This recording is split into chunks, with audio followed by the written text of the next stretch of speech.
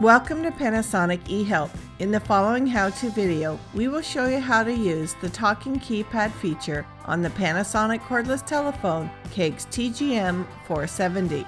This feature helps you by announcing the information as you use the phone. When the Talking Keypad is on, the telephone will announce phone numbers entered for dialing.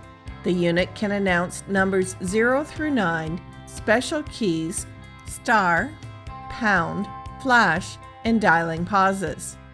To turn on, Step 1, press the menu button.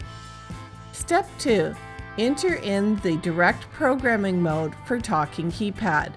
Press pound 750. Step 3, use the up or down arrows to select high, low, or off.